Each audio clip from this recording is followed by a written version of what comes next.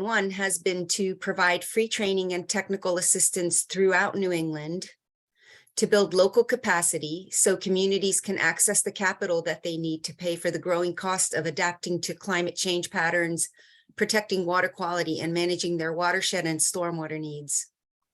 We're grateful to EPA Region 1 SNEP for supporting workshops like this one, and our partners and collaborators for making today's workshop happen. And you can see on the slide all the logos for the partners that you'll be hearing from today. So we have a good number of attendees today, which reflects the interest and the challenge of navigating the unprecedented funding opportunities from federal agencies to states, to technical assistance providers, and to communities and tribes.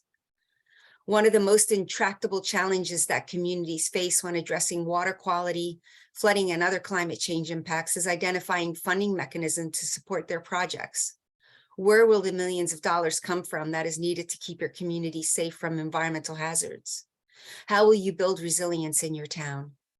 With unprecedented funding available for this work, we made the goal of today's workshop to provide you with a roadmap of funding opportunities for water quality, water infrastructure, and climate resilience projects specifically for Rhode Island. The plan for today's webinar is we'll have a brief address by Senator Rhode about the Southeast New England program, followed by short presentations from various programs that offer funding opportunities, who will describe highlights from their programs. All slides will be shared after the webinar with you, and this workshop is being recorded. Next slide, please. There will be a Q&A session at the end of the webinar. You will be able to ask questions by typing them into the Q&A box in your Zoom control panel, as you can see where the red arrow is there. And we also have closed caption available for today's webinar. You can view the closed captions by clicking on the closed captions feature in your Zoom control panel. I think it's those three little dots. Next slide, please. Just a brief word about the SNEP network. The Southeast New England Program Network is one of New England EFC's projects and is a collaborative network of local partners with expertise in the focus areas that we assist with, which are stormwater management, financing, water quality and habitat restoration, green infrastructure, low impact development, and watershed scale conservation and restoration. You can see all our local partners' logos on this slide, and I won't name them, but you can get an idea of all the great technical assistance providers we work with. And the map that you see represents all the projects that the SNEP program, not just the SNEP network, but the entire SNEP program has implemented to date. Next slide, please. Just a little word about what we do at the SNEP network. We build local capacity by involving municipalities and tribes in the projects that we give technical assistance on, and we co-develop solutions that meet communities where they're at, and most importantly, builds the momentum to move projects forward to the funding and financing phase so that projects can get built and implemented. We're happy to talk more about what we do at the network, but I want to move on and say a few words about what's next. So I have the distinct honor to introduce Senator Jack Reed, the senior U.S. Senator from Rhode Island.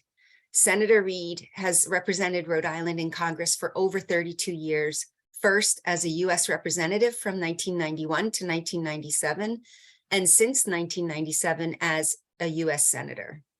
He holds many esteemed committee assignments, including appropriations and armed services committees. Throughout his tenure, he has been a tireless advocate for Rhode Island and for its economy and its environment. Understanding the interconnectedness of the two and the importance of a regional approach to protecting our valuable water resources, Senator Reed championed establishment of the Southeast New England program in 2012 when he first secured the funding for its creation.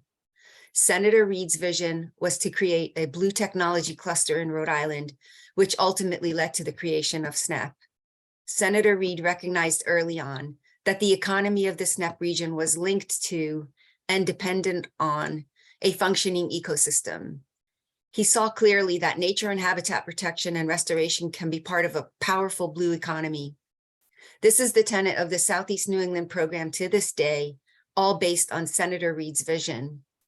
Since 2012, Senator Reed has brought over $50 million to the SNEP program, which has expanded in scope over the years to include the SNEP watershed implementation grants, the SNEP network, and numerous projects, including a focus on innovative technology research on ways to reduce nitrogen from septic plumes and stormwater running into the Cape Cod and Narragansett Bay's coastal waters, and also monitoring of ecosystem services and their benefits, and much more. Senator Reed also secured $15 million in bipartisan infrastructure law funds for SNEP and an additional $7 million for the SNEP program from the 2023 appropriations bill. We're so thankful to Senator Reed for his foresight in creating the Southeast New England program and for his continued leadership to secure and sustain the funding to keep this vital program going. It's my great pleasure now to introduce Senator Reed to provide us with a greeting to open this workshop. Good morning. It's a pleasure to welcome you to the SNEP Network's Funding Water Quality and Climate Resilience Projects in Rhode Island workshop. Thank you, Martha, Pang, Leah, and the entire SNEP network for all of your work. Back in 2012, when I established the SNEP program, I knew it was going to be an important tool for sustainability and watershed management in Rhode Island and the surrounding region. The work that the SNEP network has done since then, in partnership with the EPA and Restore America's Estuaries, has proven that to be true. Since 2012, we have been able to invest over $50 million in SNEP to support the restoration and preservation of the Narragansett Bay watershed and other water quality projects in Southeast New England. SNEP's success, leveraging its funds, has helped us argue for that funding. Indeed, I was able to secure $15 million for SNEP in the bipartisan infrastructure law, as well as $7 million in the fiscal year 23 appropriations bill. This funding will go far in helping cities and towns in southern New England promote conservation and prepare for the future effects of climate change on our coast. In fact, we have already seen many of the positive environmental and socioeconomic impacts the program has had in Rhode Island's communities, whether it's establishing reliable wastewater management systems in Gloucester, or restoring wetlands and trout habitat in West Greenwich, or improving stormwater installations in Roger Williams Park. SNEP projects bring good jobs and lasting solutions to communities across the state. And with the help of the SNEP network, the number of municipalities, nonprofits, and tribal organizations taking advantage of these opportunities continues to grow. In FY22, the SNEP network provided free technical assistance to 10 community assistance projects. These efforts will help tee up communities to take advantage of other grant opportunities under the infrastructure law and the Inflation Reduction Act. That will be important because the need for climate resilience, clean water, and environmental management support is only going to become more critical as we control and confront changing weather patterns. Specialized action that is designed to protect the unique features of the Southeast New England watershed is going to be vital to its survival. So let's keep up the good work. Thank you all again, and best of luck in today's workshop. Good morning. It's a Great.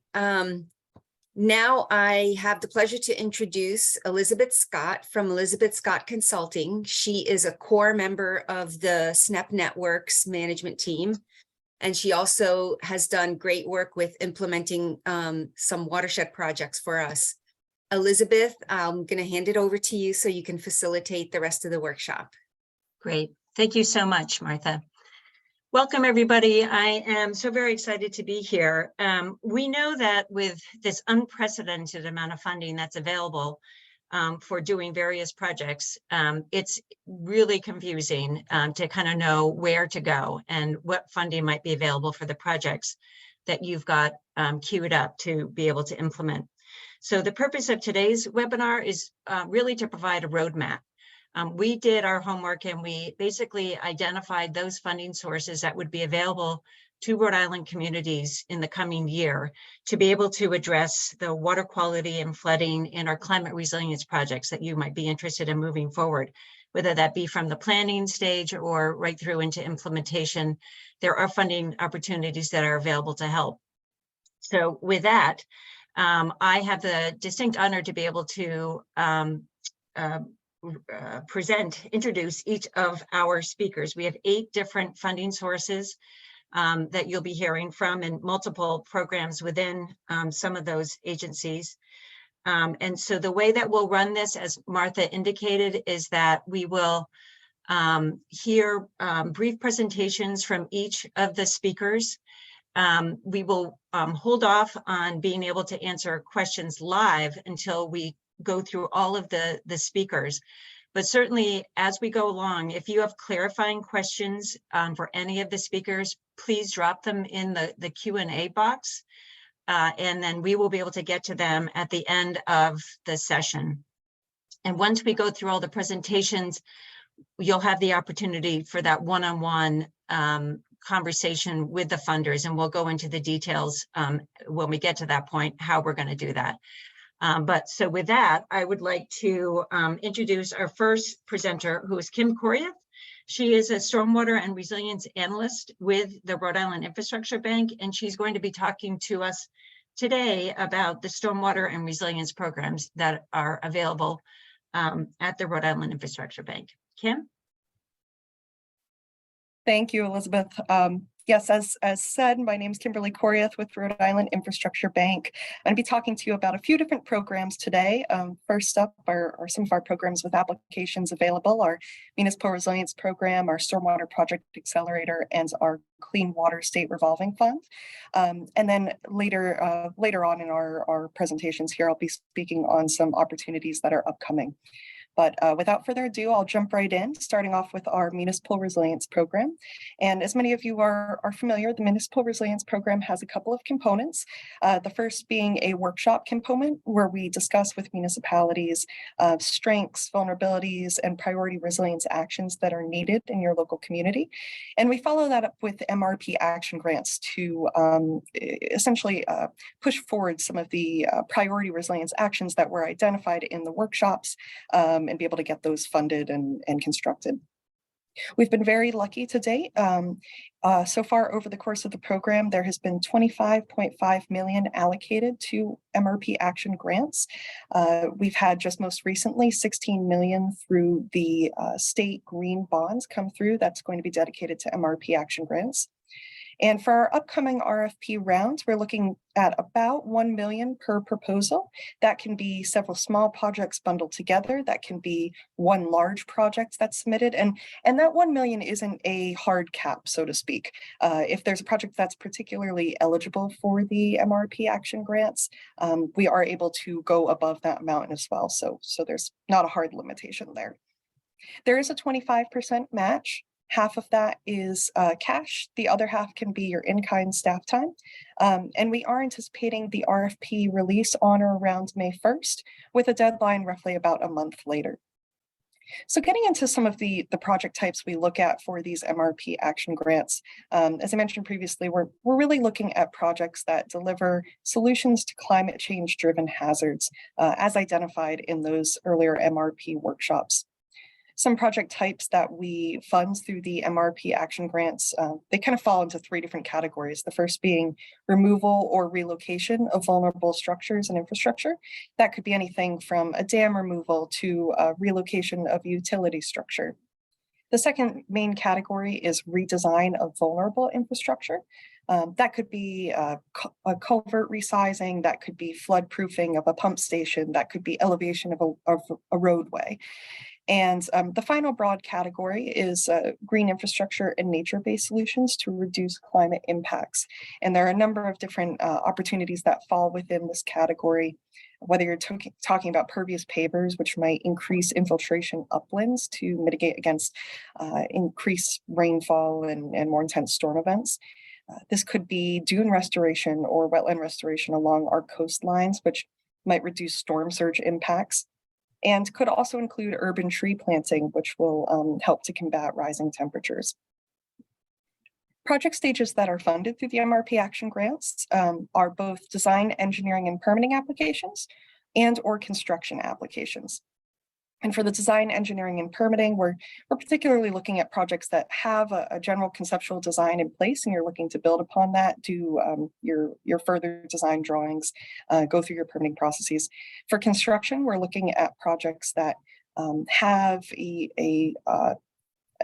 kind of final design in place, or you're at that point and are more ready to get straight into construction. Some of the project or program priorities that we look at for the project submitted, we do strongly value long-term sustainable climate solutions. These are top priority. We also are looking for projects that deliver co-benefits across communities. That could be benefits to the community, that could be benefits to the environment. And in addition to this, we're looking at projects that benefit environmental justice communities and other disadvantaged groups. We are looking for projects that are ready to proceed. And again, as I mentioned, for those design and engineering projects, do you have a conceptual design? For those construction projects, do you have a final design, or are you close to having a final design? And we also look at projects that have strong local buy-in, local community buy-in. We're also looking at projects that are last money in. So either the MRP Action Grant would cover the entirety of the project, or it would be that last puzzle piece.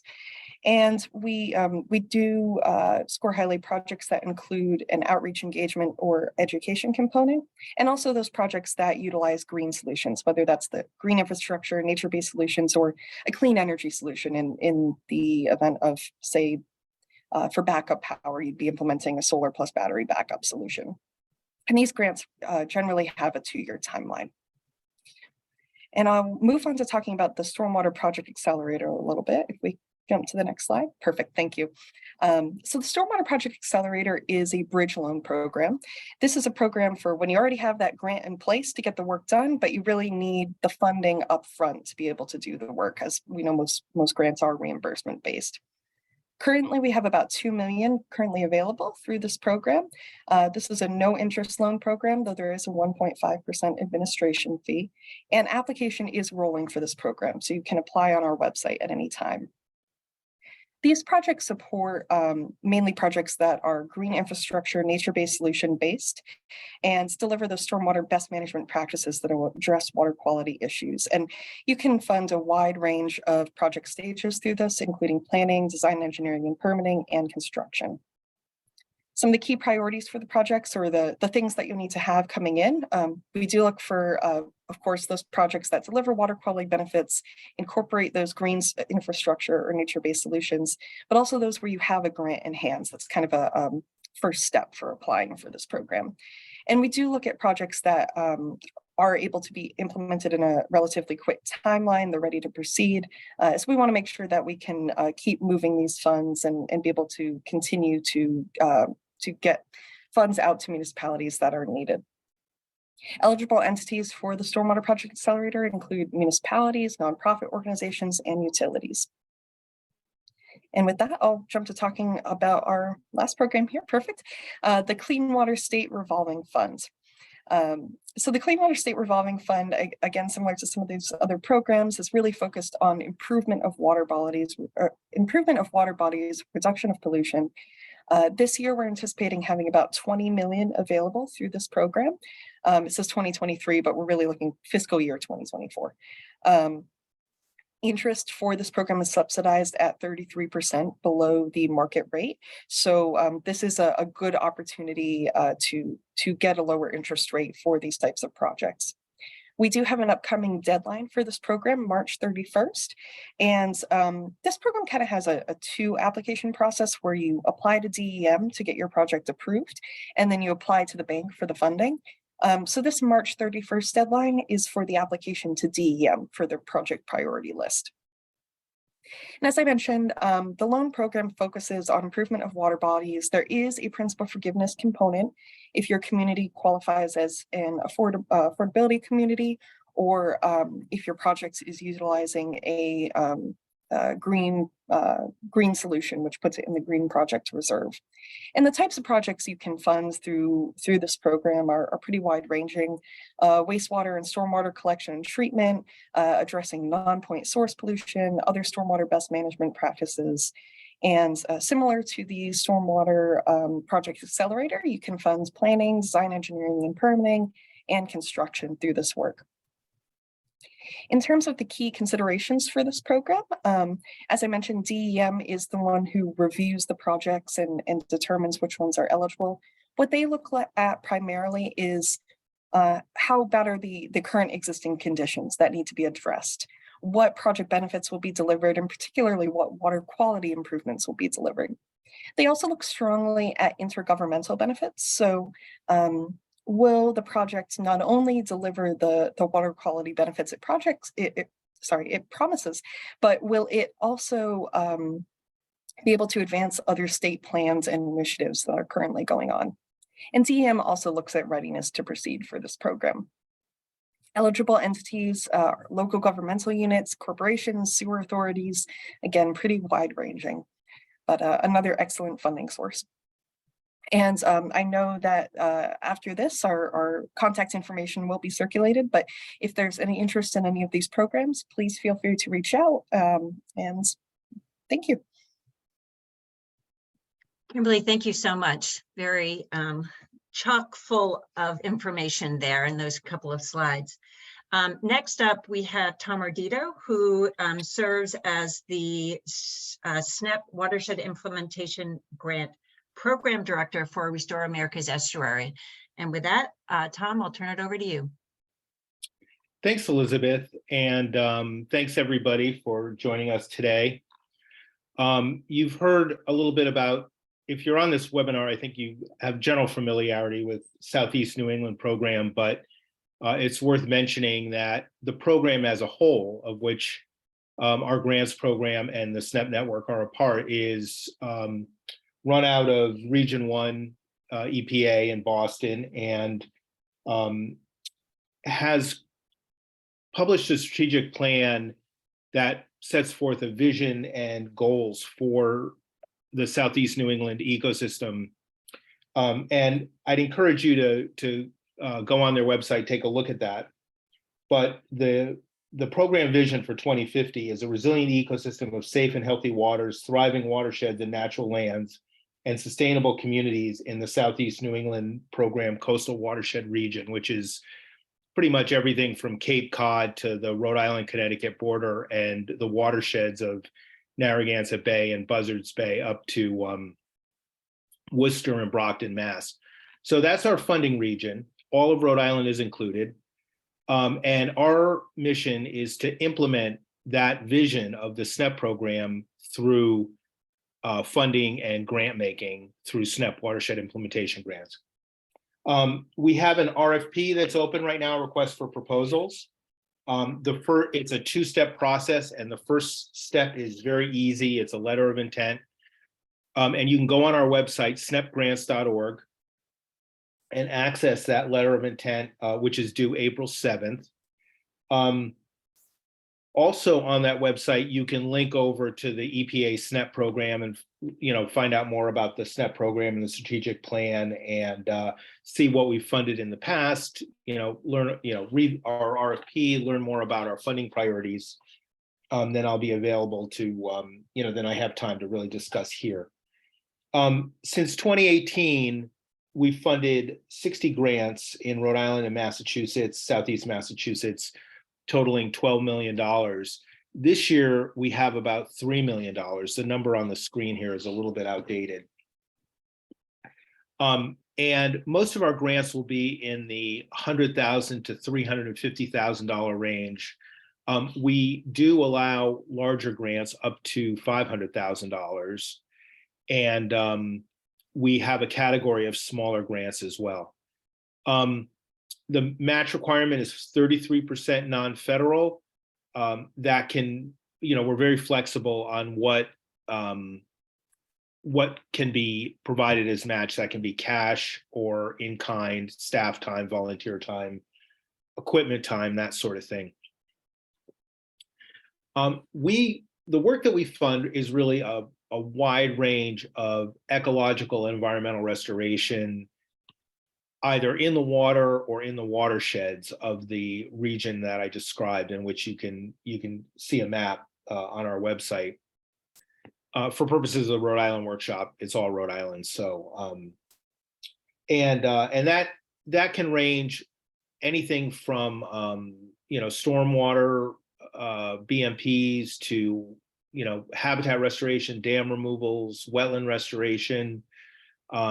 We fund innovative technologies like permeable reactive barriers. We fund a lot of urban restoration work, green streets, that kind of thing. We're always open to new projects and new areas within the SNEP geographic region to fund. We can fund any stage of work. So whether it's conceptual planning, permitting, design, construction, post-construction monitoring, we can fund those either together or just a segment of a project, depending on the obviously the timeline and the cost of the overall project and the segment that you're looking to fund. Our grants are 2 years, and this grant cycle, the awards will be completed in September or October with the performance period ending at the end of 2025. So a little bit more than 2 years.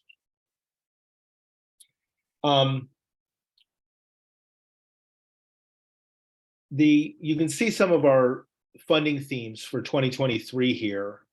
Small cities and urban environments, rural and natural landscapes, innovations for water quality, environmental justice and equity, environmental change, by which we mean addressing the impacts of climate change, whether that's on communities or on ecosystems. We are always looking to build and sustain local and regional partnerships, whether those are existing partnerships or new partnerships, and foster regional learning, by which I mean sharing information within the region or bringing information from outside of the region or practices. So we really hope that, just focusing on these last two bullets, that every project that we fund, first of all, is a partnership and brings together all the relevant stakeholders and interests in a particular area to be involved in a particular project. And secondly, that we hope that all our projects work to share the lessons from that project throughout the region and elevate the practice of ecological restoration in the SNEP region in the process of doing a project that will also have impacts on the ground.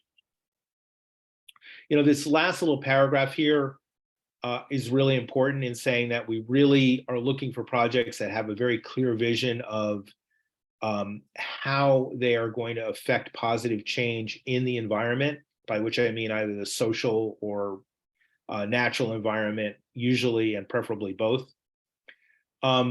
But having said that, that doesn't necessarily mean that impact on the ground is necessarily going to occur within the performance period of the grant. In other words, you might be doing a restoration plan that will be implemented after the period of the grant. But nevertheless, we're really looking for projects that are not just studies, not just intellectual exercises, but are aimed at ultimately improving the quality of the environment in the Southeast New England region. The one last thing I'll say is that we're really looking for multiple benefit projects, and most of the projects that we fund have both social and environmental, sometimes economic benefits often as well. And with that, I'll be in the chat room later, so I'm happy to speak with anybody later, and you can also contact me and I'll be glad to speak with you individually about this program. Thanks. Thank you so much, Tom. Next up, we're going to hear about the National Fish and Wildlife Foundation's National Coastal Resilience Fund. And with us is Joanne Throw. She is president of Throw Environmental. And with that, I'll turn it over to you, Joanne. Thank you, Elizabeth. Good morning, everyone. I appreciate your time listening to a little bit of background on the National Coastal Resilience Fund. So this is open right now. The RFP was released mid-February and pre-proposals are due April 12th. So I'm going to start with that. There is $140 million again available in 2023. And I'm listening to some of the other presenters, and I think this is just such a tremendous opportunity. We serve as field liaisons for the National Coastal Resilience Fund. We're covering the United States, the coastal areas and the territories. But one of the beauties of our role this year is that we are really looking at Rhode Island more than some of the other states to really try to find valuable projects here. And I want to just mention, these are nature-based solution type projects. So if it's really hard infrastructure you're looking for or armor, it's not the appropriate fund for you. But looking at not just resilience for the community, but also fish, wildlife, habitat benefits in general. So you must have both. And if this sounds good for you, I'd love to have you join the room later on so we can go in a little more detail than I have time right now. But I will say that this, what I like about this fund, the pre-proposals, just a few pages, it's very much succinct and, giving the key points from the RFP that they're looking for. So think about transferability. How does your project look in order to transfer information to others so others can learn? I would also say being able to scale up is a good priority. Always thinking about stakeholder engagement in every aspect. So the project types you have, and you have it on this slide right here, you have 4 categories. So what they wanted is everything in the pipeline from the moment you start, so capacity building, you've got that planning grant, to the next point, which is your site assessment, preliminary design, final design and permitting, all the way to restoration implementation. So some of the things that will be prioritized is, again, making sure you define what those habitat benefits are, making sure the community becomes more resilient, who your targeted geographic region is, who are your demographics, thinking about how you're going to engage stakeholders. I also like this fund because of the fact that the pre-proposals are simple enough. All right, and just a couple pages, and even the full proposal, 10 pages if you're asked to submit a full proposal. And if you're already in the pipeline, and I looked at some of the attendees today, and a couple of them have already had awards. When you're in the pipeline, they do like to prioritize those in the pipeline to move them forward. So what that means for all of you is get in the pipeline, try to get your project approved and in the system, because in the next few years, while this money is so significant, you want to be in there. And especially with a good focus on the SNEP region, particularly Rhode Island. And I'm here in Bristol, Rhode Island, so I'm happy to have conversations with you. As a liaison, our team can help really guide your proposal to make it a winner. So I do want to also stress, if you're impacting or you're close to the military base, let's say on Aquidneck Island, and your project is including the military, you really do want to make sure that they are supportive of your projects. So DoD gives about $15 million to this fund. And so what's nice is if you're associated with outside the fence project, you really can have access to the full 140 million beyond that 15 million. And last year, those 2022 applicants, some didn't get accepted, of course, nationally, because it is still very competitive. And what was really nice is they're coming up with more money. So you never know how big this fund could get by the time it's done. So I really want to encourage people listening to think through what your project can be, nature-based solutions, looking at coastal hazards, focusing on resilience. Again, the due date is April 12th, and it's not a heavy lift. I'm happy to come into the breakout room, and I'm happy to give you guidance on your specific idea and also grant tips that may be applicable to help get you to be asked for a full proposal. A couple other things I just want to mention. You'll notice average amounts. There is no set limit on how much you can ask for per category. So if your project really is at scale and you need a certain amount, well, ask for it. Justify why you're asking for a particular amount. Think through your budget. And this should be for everything you hear today, every funding source. Thinking about your budget is very important. Just assume you're going to get asked for a full proposal and start working out the details. Don't guess, because what happens is you have a certain amount and then you go for a larger amount if you get asked for a full proposal, and there's a difference. So why is that so different? Did you not do enough research and engagement to really understand how much you're asking for? So I encourage everybody to think through their budget. The other thing is stay in your category. If you're looking at the 4 categories here, stay in one of them. Don't try to do too much. Think about what you can possibly do in 2 to 3 years. So if you're at a site assessment or preliminary design, don't try to creep over into final design. Just stay within your lane. So you don't want to get knocked out early for trying to be a little too big and too broad. They know, they're very well versed, the reviewers, on what could be done in the next few years. And if your project is possibly completed, fully implemented by 2027, this is the right one for you. So I encourage conversation in the breakout room, and I see Elizabeth is back on and I'm on time. Thank you very much, everyone. Thank you so much, Joanne. All right, next, we are going to hear about programs available through the Natural Resources Conservation Service. And with us today is Daryl Moore, and he's going to be talking about the Emergency Management Program and the PL 566 watershed programs. So Daryl, I'll turn it over to you. Yeah, thanks, Elizabeth. Good morning, everybody. I imagine that many folks, when they think of USDA and NRCS, the Natural Resources Conservation Services, you guys think about agriculture. So yeah, we've got a lot of programs under agriculture, but we're not going to talk about those today. But you can get hold of us if you have questions on agriculture. We're authorized by Congress to help organizations with watersheds as well.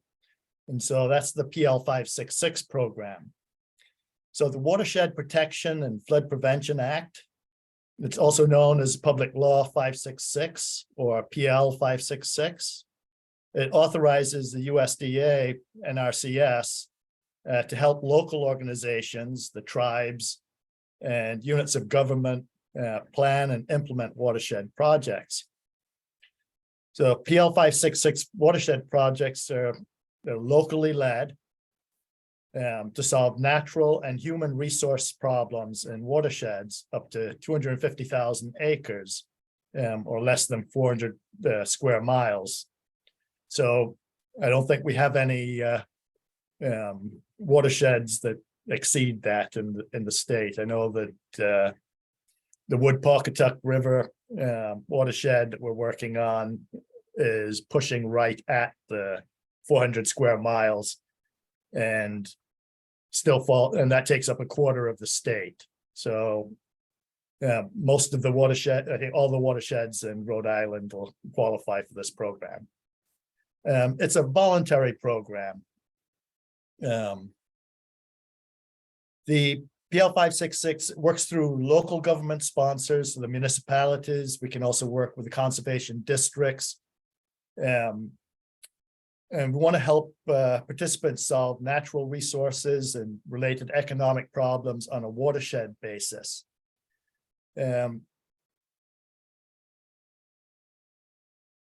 The sponsors, it could be a municipality, but on a watershed, if we may want multiple sponsors because we'll get more bang for the dollar if we can get 2 or 3 municipalities together on the same watershed. And looking at the larger portion of the watershed because we're able to do make more changes to prevent flooding and other aspects. The projects can include flood prevention and damage reduction, development of rural water supply sources, erosion and sediment control, fish and wildlife habitat enhancement, wetland creation and restoration, and increased recreational opportunities.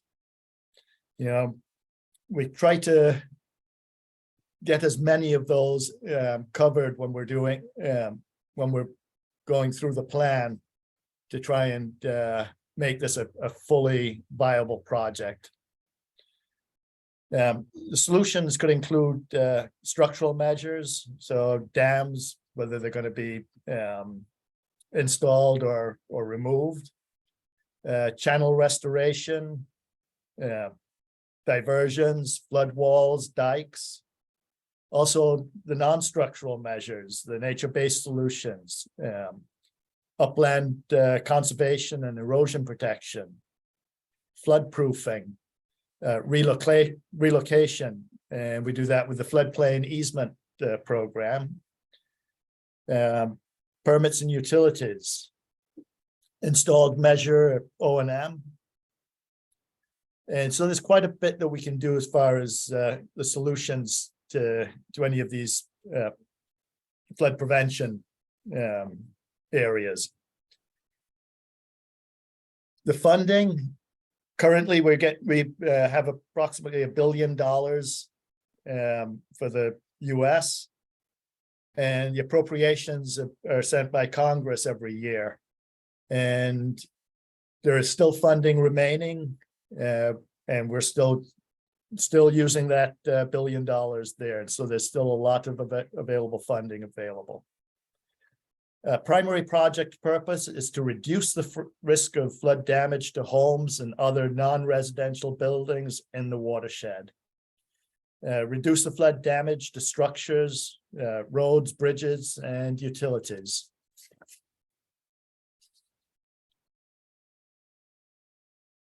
Through PL 566, we're able to evaluate various watersheds through a 4-phase process. One, we can prepare, we do a preliminary investigation feasibility report. We also refer to that as a PIFR. The planning, which you guys are mostly familiar with, where we get to the hydrology and hydraulic investigation. Design and implement our construction. The costs typically for PIFR or preliminary investigation feasibility report is around $55,000. The planning typically take about $500K up to $2 million. And then the design can be, these are all flexible numbers, 500,000 up to 5 million. I shouldn't say up to, but typically up to around 5 million. Includes the engineering and permitting. And then the implementation or construction. And so projects, we've got projects as small as $8 million, but it's as high as 80 million, and others on the horizon that are 120 million. The preliminary investigation feasibility report, typically we're just looking at the viability of the project before investing in the plan. We want to make sure that we're going to be getting the most bang for the dollar, not taking on a project that's really not cost effective. The watershed plan, we do the full evaluation. It's probably a little bit more than a lot of the other watershed plans. So I know some folks have done watershed plans in the past. and we've had to go back and add to it. The plan is a study of the land water system that conveys the water from the headwaters all the way to the destination. So we're looking at the entire watershed, even if we only have a single municipality. We have to look at the entire watershed to make sure we understand how it's affected. We're looking for a multiple benefit results. And the design takes recommendations of the plans, and then we also take in public input as we're developing the design. The PL 566 program, there are typically 3 programs under there: the flood prevention, which we just talked about, and then there's also the EWP, or Emergency Watershed Protection program, which I'm going to talk a little bit about here in a second. And then we also have dams. In Rhode Island, NRCS does not have any dams that we're responsible for, so it's not a very big program here, but we do offer technical assistance on the engineering side to kind of look through, what somebody may want to do with a dam. Unfortunately, we're not able to fund a lot on the dams because they don't belong to NRCS. But we do have a lot of dams across the country. We've got thousands of them that belong to NRCS. And, in Rhode Island, we've got over 500 dams. And there's, I believe, over 195 of them that are in the high risk.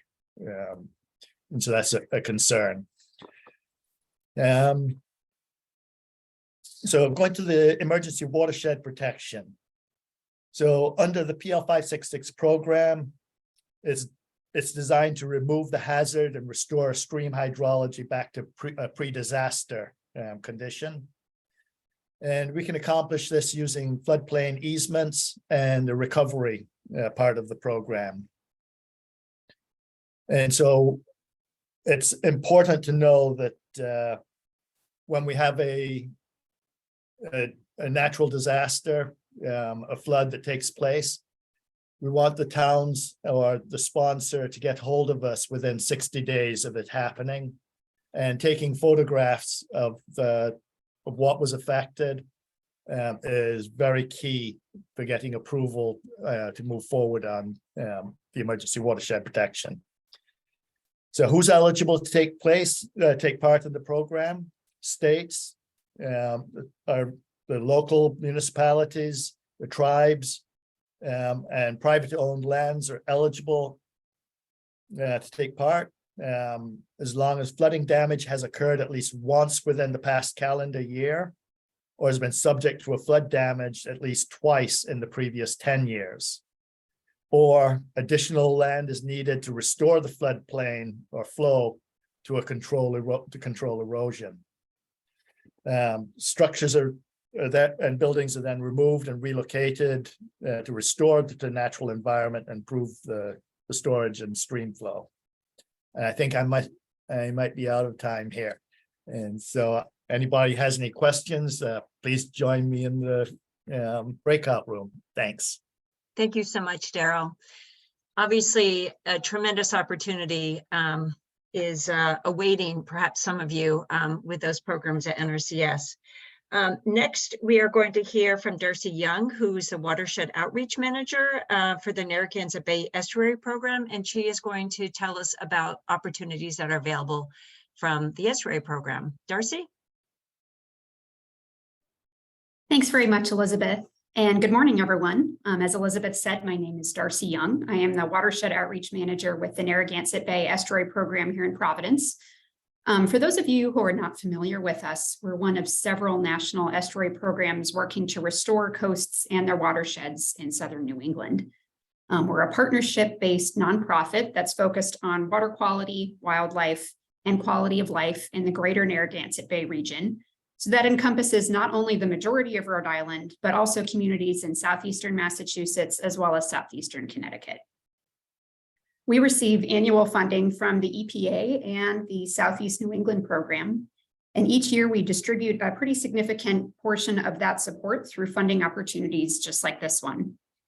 This opportunity, which we plan to formally release later this spring, will seek watershed and coastal habitat restoration planning projects from stakeholder engagement through permitting. We're specifically looking for projects that emphasize public access to nature, and projects taking place in priority environmental injustice areas will receive additional points during scoring. Projects must take place within our watershed area. And since this is a Rhode Island specific webinar, I'll say that almost all of Rhode Island is eligible. But if you're not certain about your project area being eligible, you can either click on that QR code that I have posted on the slide, or I can pop a link in the chat to our watershed shapefile, and you can just type in the address of your project and check out and see if it's eligible. Alternatively, you can join me in the breakout room later on, or just give me a call or email and I'd be happy to help you out. Let's see, eligible entities include, but aren't limited to, municipalities, state and local government agencies, tribes, interstate agencies, nonprofit organizations, and academic institutions. Recipients must be able to accept and manage federal funds, and we're expecting to require a 25% match for this funding opportunity.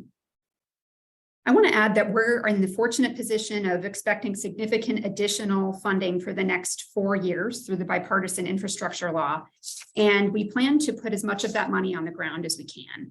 So even if this particular habitat restoration opportunity isn't a fit for you, please keep in touch with us for future nature-based funding opportunities. Lastly, beyond funding opportunities like this one, the Narragansett Bay Estuary Program also provides free services to our partners, such as convening, public outreach, and GIS mapping. So please reach out to us with your ideas and needs. With that, I think I'll wrap up fairly quickly and say thank you. And if you have specific questions now, please join me in breakout room 5 later on. Thanks very much. Darcy, thank you so much.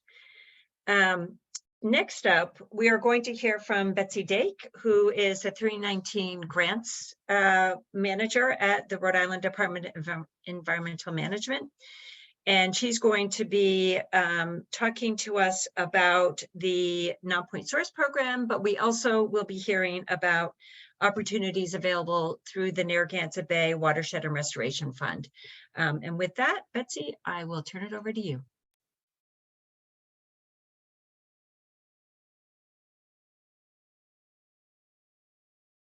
We can't hear you, Betsy.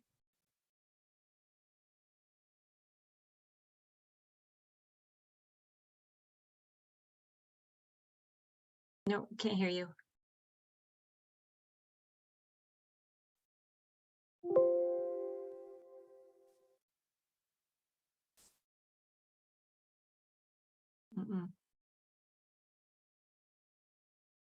Can't hear you.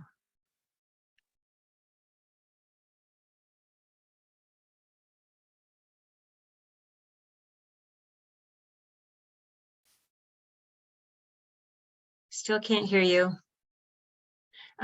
Yeah, try again. Make sure your mute is off. Oh, there we Better? go. Okay. Yes. Yay. Thank you. Okay, so we'll start. I'm sorry about that. We'll start off with the Section 319 grants. So the non-point source program primarily does what's called the Section 319 grants, which are part of the Clean Water Act, Section 319 of the Clean Water Act. That is an annual formulaic allocation to all of the states, territories, and tribes. And because unfortunately we're a small state, we get relatively small allocation. So what we typically do is combine 2 years and release those at a time together so that we have a larger amount to release at a time. So we typically do RFPs roughly every 2 years. I understand you all pretty much know what non-point source pollution covers. So, but I'll give you some examples of the types of projects that we've funded in the past or types of issues we've dealt with in the past. So we've dealt with pet waste and wildlife waste, substandard or failing septic systems, but not typically individual septic systems, but public or community septic systems, road and parking lot runoff and agricultural runoff typically from things like excess fertilizer or sediment or even manure. We also deal with stormwater runoff, which is the thing you think most about when you think of non-point source, but there are caveats from the federal government with that program, and I'll talk about those in a little bit. In addition, one of the things that a lot of people don't realize that we can do is habitat restoration. That would be the types of projects we'd be interested in would be riparian buffer restoration, aquatic invasive species mitigation, and we have a lot of issues with that here in Rhode Island. Aquatic habitat connectivity, for example, in a stream, if you have a culvert that is perched up higher, then aquatic animals can't get through. So we can fix a perched culvert to make sure that animals can make it through that culvert. Aquatic habitat improvements. For example, if you have a cold water stream that needs trees planted along it to protect it so that it remains a cold water stream for a cold water fishery, we could do something like that. In addition, we can do TMDL implementation. And because I don't know that everybody on the call knows what a TMDL is, I'll just quickly explain.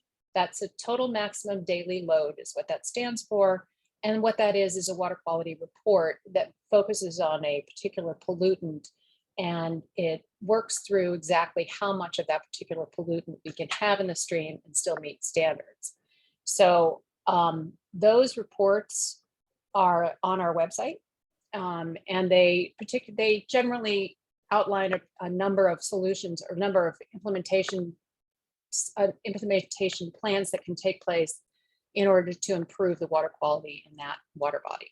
So unfortunately, we have caveats for that as well, because we linked those to our stormwater plans, but we can get around that as well. All right, so in general, just one other thing, in general, we typically like to implement a 9-element watershed plan for those. We have a list of those on our website. You'll need to contact me for that information of where they are. It's not easily found, unfortunately, but I can get that for you. But we do have a little more flexibility this round because of EPA's focus on their Justice 40 initiative, which you've heard us all discussing, the increased focus on environmental justice and diversity. So we will be doing a little push on that. So there will be more flexibility than usual in that. What are the caveats that I mentioned? We are not allowed by law under Section 319 to work to implement permit requirements. Since phase 2 of the NIPDES program, the National Discharge Elimination System, was implemented, that meant that we cannot work to implement the phase 2 permit requirements, which are typically called the 6 minimum measures. So we can't do stormwater work if it's implementing the 6 minimum measures in what we call an MS4 area. And again, I won't assume you know what an MS4 is because it can be confusing. MS4 stands for Municipal Separate Storm Sewer System.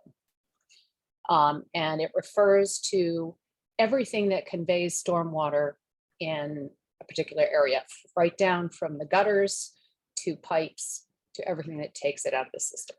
So if you are in an MS4 area and it's permitted, in general, we're not supposed to fund your stormwater work. However, we found a way around that. We can do stormwater work in those areas if your project finds a way to treat stormwater on site so that it never enters the storm sewer system. We have done projects like that in the town of Bristol at Gutierrez Elementary School. We infiltrated all of their stormwater runoff on site so that it never entered even the gutter off the property. So it is possible to find ways to do that and work around it. The caveat on TMDLs is that if we have not officially notified a town about a TMDL and they have not included it in their stormwater management plan, we can still implement the TMDL. So those are the the ways we can work with it. If you're not sure about whether you can do a stormwater project, please ask us. We will help you do that. We plan on doing a request for proposals sometime in this fall, roughly September or slightly before. We will have anywhere from $500,000 to $750,000 available. We typically do applications up to $200,000, but if you need more, again, ask. We have a required match that is 40% of the total project cost. Total project cost is the grant amount plus the match amount. That's something to remember. However, when we go out to RFP this fall, we anticipate combining that with another grant program that I'm just about to talk about, which is our Narragansett Bay and Watershed Restoration Fund. You can leverage those together. You can leverage those monies. Non-point source program match can be cash or in kind, as long as the source of the funds is non-federal. The next grant program that I'm going to talk about is our Narragansett Bay and Watershed Restoration Fund, which is a state bond fund. All right, so thank you.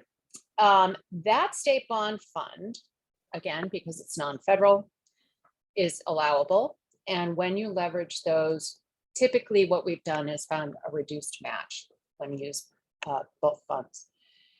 The state bond fund was originally voted on in 2004 as a response to, as many of you will recall, a massive fish kill in Greenwich Bay in August 20th of 2003 that was a result of low dissolved oxygen because of increased nutrients from non-point source pollution in Greenwich Bay. And the fact that it was summer, things were hot. Obviously, we had an algal bloom that ate up all the dissolved water, dissolved oxygen in the water, and it resulted in a massive fish kill, which became a very, very big problem for not just DEM, but was a problem for the public. So that has been reauthorized every time it's been on the ballot ever since. In the last ballot, 2022, it provided $3 million, and it was specifically designed to abate water pollution, restore water quality and or aquatic habitat, and to mitigate flooding in Rhode Island. It was designed to be more far-reaching than our federal grants. It has far fewer caveats and restrictions. There are, in general, 4 sub-funds. We have the governmental entities, non-point source water pollution control fund, which obviously is available to governmental entities, the non-governmental entities, non-point source fund, the riparian buffer aquatic habitat fund, and the flood prevention mitigation fund. They're generally for construction. You cannot use planning. The construction of, they will focus on green infrastructure, control of aquatic invasive species, in-lake nutrient management, riparian buffer. There is no project limit for funding, and there is typically a match requirement of 50%. And I am out of time. So I am available in room 5, and additionally, Sean McCormick, who typically manages the BWRF, the Narragansett Bay Watershed Restoration Fund, will be there with me to specifically answer questions on that. So hopefully we'll see you in room 5. Thank you so much. Thank you so much, Betsy. Next, we are going to have presentations from some upcoming funding opportunities. They are ones that there is not yet a request for proposal that's been announced, and some of the details of the programs are not fully fleshed out, but we thought it's important for you all to know that these opportunities will be available sometime later this year. And we're going to hear about the State Climate Resilience Bond Fund, which is administered out of the DEM Director's Office, as well as the Ocean State Climate Adaptation and Resilience Fund, OSCAR. And those are programs that Elizabeth Stone from the director's office at DEM has prepared slides, but she isn't able to be with us. And Kim Koryath has graced she's agreed to present on those two programs. So if we could have the next slide, please. And Kimberly, we're ready for you. Thank you, Elizabeth. Yeah, so this first slide, I'll be talking a little bit about the Climate Resilience Fund on behalf of Liz Stone over at DEM. This is a fund that's been around for a little bit here. There's been some other awards done. There's still $1 million left in this fund. And this is state funds. They were awarded through previous green bonds. And the DEM Director's Office is looking to put out an RFP this year for that remaining $1 million. They're looking at requests between $25,000 and $250,000 with a required match of 25%. And once that RFP is released, there will be a 60-day application window for you to submit your application.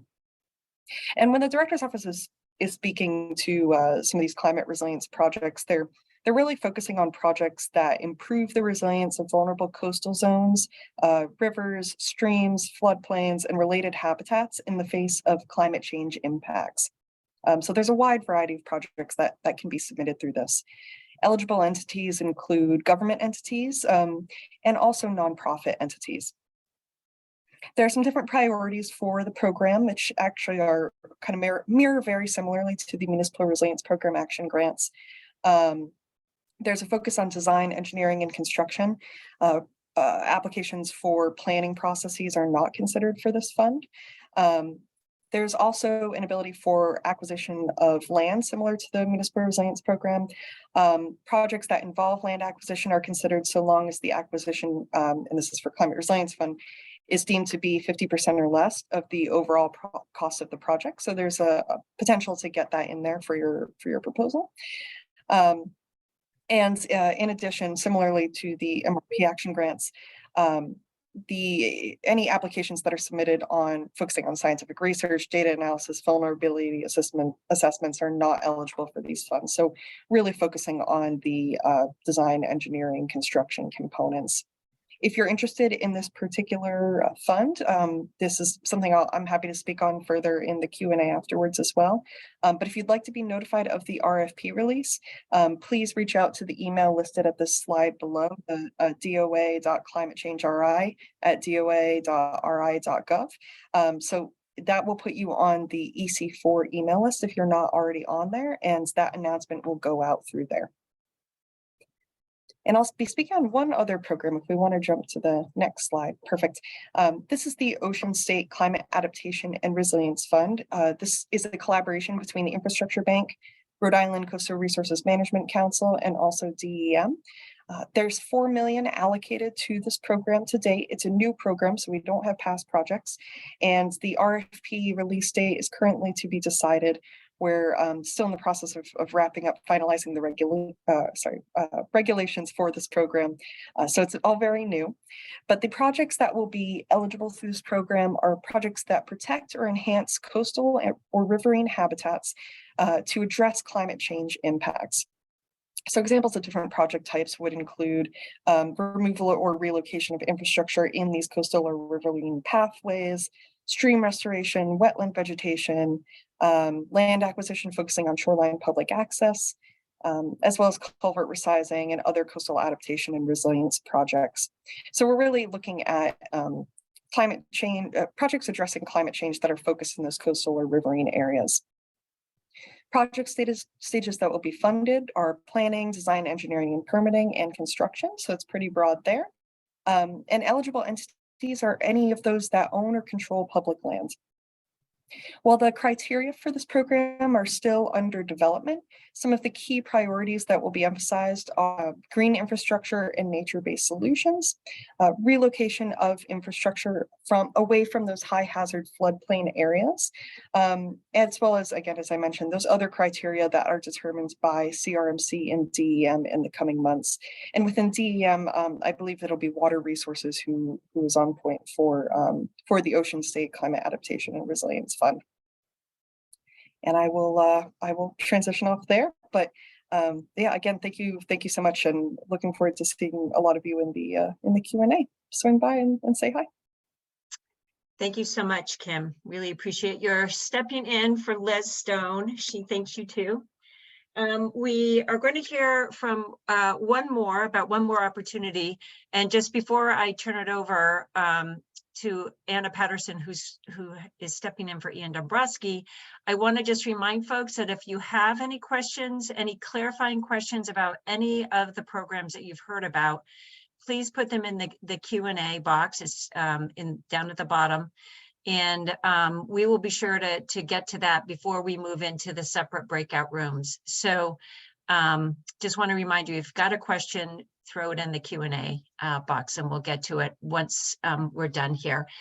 So next up, we're going to hear about some upcoming opportunities from the Southeast New England program. As I mentioned, Ian Dombrowski isn't able to be with us, but he prepared a slide for us and some detailed notes, and Anna Patterson has agreed to present those. So Anna, I'll turn it over to you. Hi, yeah, so this year, in part through the bipartisan infrastructure law, the SNEP network may have up to 3 separate funding opportunities that are going to be available sometime between this spring and this summer. Right now, these funding opportunities are still under development, so I'll keep it all pretty high level. But one opportunity may total around 500,000, another around $1 million, and then a third around 1.25 million. Individual grants can be for as little as $10,000 or as much as $1 million per application. And these two extremes are likely to be available, but the majority of the awards that SNEP typically funds are in the $200,000 to $500,000 range. There's no anticipated match that will be required. However, applicants typically can provide some kind of voluntary match or leverage through cash or in-kind support. And those that do are generally scored a little bit more highly during the review process. Now, some of the project types that are anticipated are habitat restoration and protection, land protection, stormwater, climate resilience, wastewater, planning, research, and environmental justice. And this year, we anticipate having opportunities with a couple of special themes: research and environmental justice. And the research opportunity will have some specific research topics within which applicants can work, and they're likely to be topics of regional importance. And this is the first time that SNEP has released a specific research RFA. It's also the first time that SNEP has specifically sought applications solely to benefit disadvantaged communities. And that's a part of SNEP's Justice 40 initiative. And that Justice 40 strategy charges certain government programs to direct 40% or more of their funding to disadvantaged communities. SNEP also anticipates an infrastructure-based grant that will focus on stormwater and green infrastructure, as well as natural infrastructures like salt marshes. Generally, SNEP accepts proposals in any phase of the process, from planning to implementation, though this year with the research opportunity, that'll be focused on research. And of course, when the RFA is released, there'll be a lot more detail that you can find. Some of the overarching programmatic priorities that SNEP typically looks for in its RFAs are building local capacity to take on projects, including diverse perspectives and relevant stakeholders that create partnerships to better accomplish projects while taking environmental justice into account. trying out new and innovative approaches or techniques that range from regulations to implementation projects. And these don't need to be 100% novel, but they could be ideas that are new to the region. SNEP also tends to value projects that are applicable across the region and include lessons learned so that they can be transferred at the end of the project. They also prioritize holistic approaches and projects that provide multiple benefits such as environmental, social, and economic benefits, and that also implement SNEP's strategic plan. So SNEP grants are generally available to state, local, and tribal governments, institutions of higher education, nonprofit organizations, and state agencies. Now, federal agencies, for-profit organizations, and individuals are not eligible to apply. However, if there is anybody that falls into one of those categories on the webinar, you can partner with one of the eligible entities and apply that way to work with one of those groups.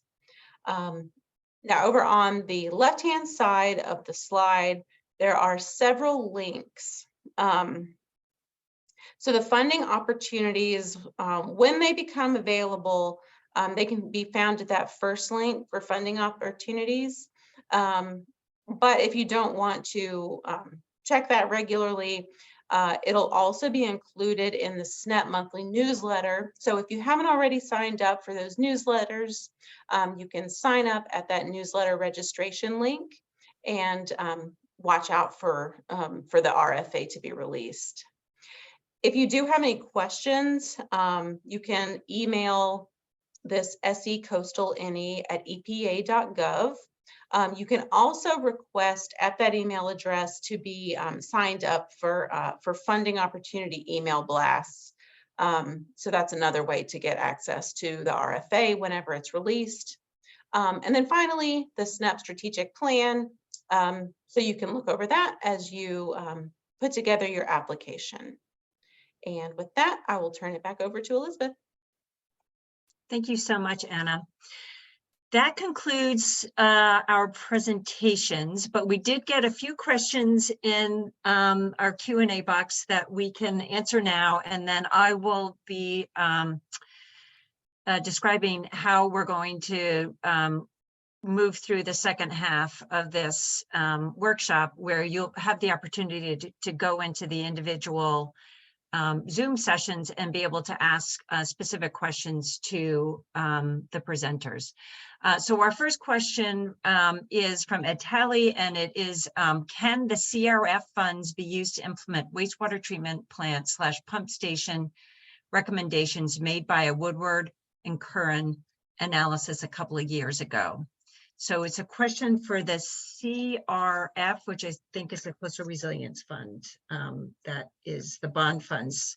So I'm not sure, Kim, if you know the answer to that question.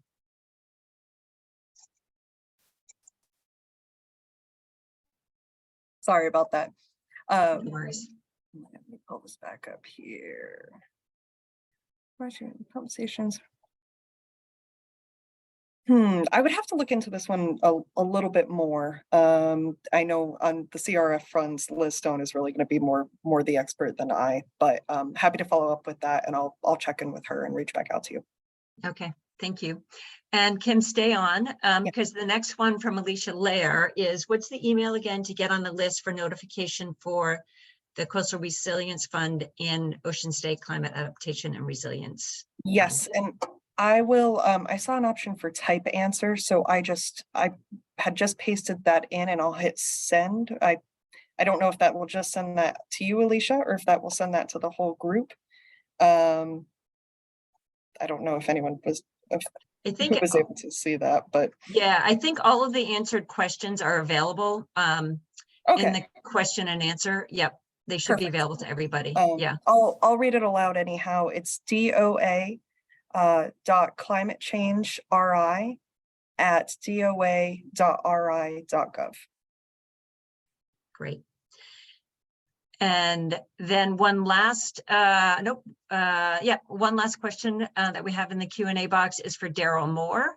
And it is, are commercial properties eligible for removal under the EWP, the Emergency Watershed Protection Easement Program? Are coastal areas eligible for funding for EWP easements? Hi, Wenley. So yes, commercial properties are eligible under EWP. There's a few other things that they have to do that's different than residential, but it's got a similar process. And so, yes. And then are coastal areas eligible for funding under EWP easements? Yes, but we have a few restrictions on what we do because we're starting to get into the Coast Guard area. But typically, yes, we can work with the EWP in the coastal areas. Great. Thank you so much, Daryl. And I think that's all the questions we have in the box. I want to turn your attention to the chat. We have a number of links that are provided there. And you're going to want to go here to be able to then move into the next phase